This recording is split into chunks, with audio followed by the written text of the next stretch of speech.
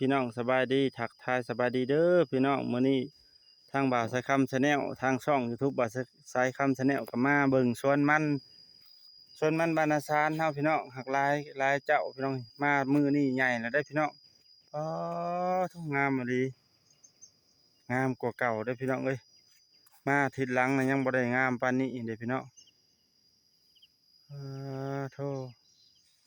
เป็นพันธุ์หยังอันนี้พี่น้องไปเลาะเบิ่งก่อนมีแต่พันธุ์คนตางอนมาเด้อพี่น้องเอ้ยโธ่เกินพันธุ์คนตางอนได้อพี่น้องอันนี้เห็นดิก้านแดงๆนี่พี่น้องพันธุ์คนตางอนงามแฮงเนาะเอารถยกล่องงามพี่น้องเอ้ย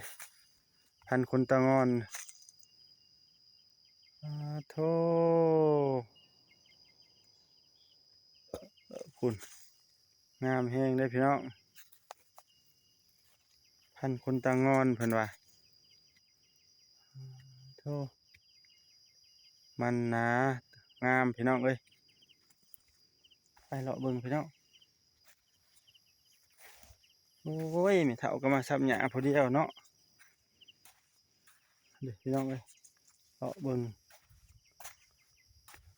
หน้าตะปุดอยู่หน้ามืดมืด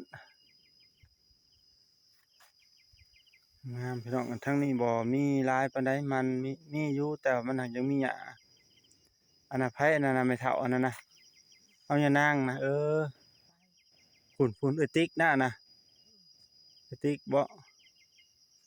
อืมเด้ผู้ทั้งคือไอ้ติ๊กบ่ฮืออันมีไอ้เลิศบ่นั่นน่ะอันนี้พี่น้องงามๆพี่น้องเอ้ยสวนมันเนาะเลาะเบิ่งในไสช่องพ่อเมียน่ะไปใช้ระยะแต่ออกกล้องบ่เห็นอยู่กินนี่จักหายหัวไปใช้แบบนางแมวกับอันผู้น้องเคยอันนั้นแหละโลนั่นแหละโอ้โธ่คันคูใหญ่อีหลีนี่นะโธ่คันคูห้าวไปชังนี่เนาะเฉพาะมันจะงามเนาะงามแฮงเด้อพี่น้องเอ้ยมันนี่โธ่อัปเดตให้เบิ่งพี่น้องมันสำปะหลังเนาะ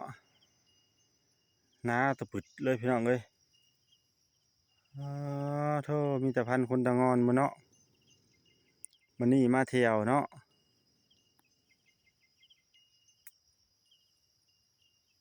มาเที่ยวเบิ่งสวน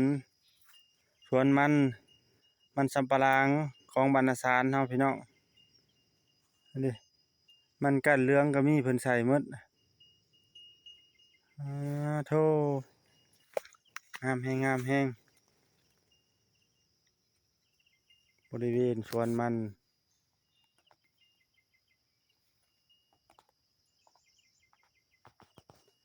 งามแฮงพี่น้องเอ้ย